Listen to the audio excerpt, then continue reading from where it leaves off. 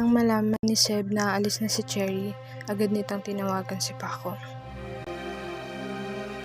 Pinaalam niya sa kanyang kuya Paco na kung gusto mo pang habulin si Cherry, baka maabutan mo pa siya sa terminal.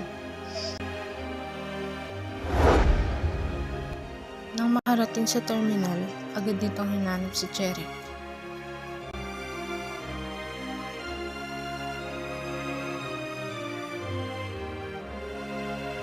Pero bigo itong maabutang umalis si Cherry Red.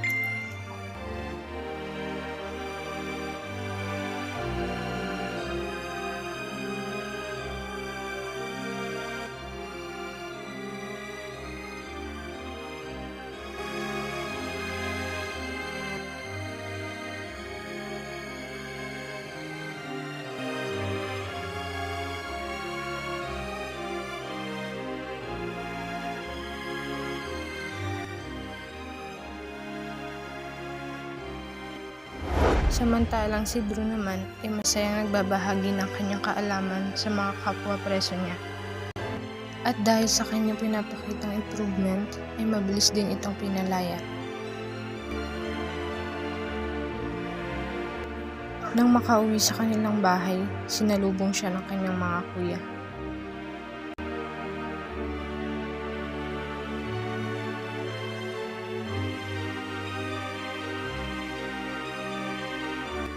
Drew, kamusta ka na kuya?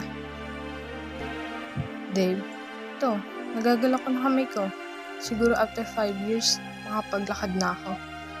Drew, matutulungan na kita kuya, ngayong nandito na ako.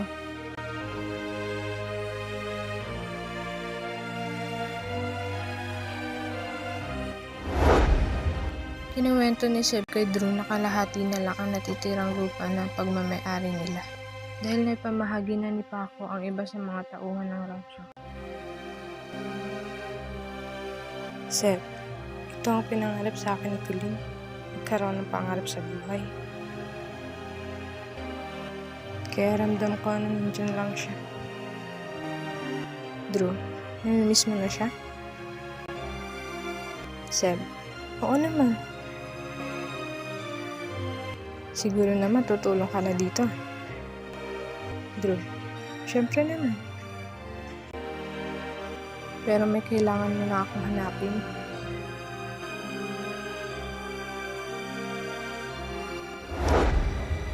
Sa paghahanap ni Drew kay Tori, nakita niya ito.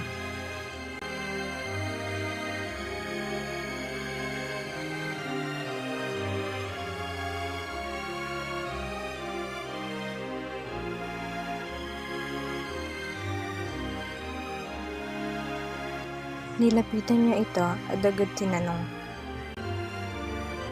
Drew, may boyfriend ka na ba, Tori? Tori, agad-agad? Yan agad tanong mo sa akin? Drew, so ano nga? Tori, may asawa na ako. Drew, ouch. Tori, tangi, joke lang, wala.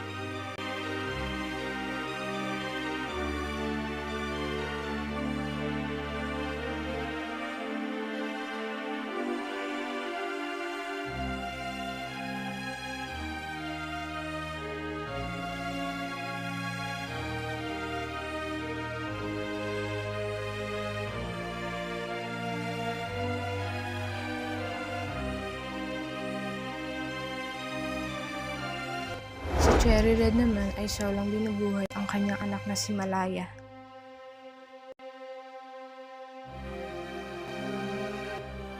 Makalipas na ang ilang taon ay malaki na ang anak nito na si Malaya.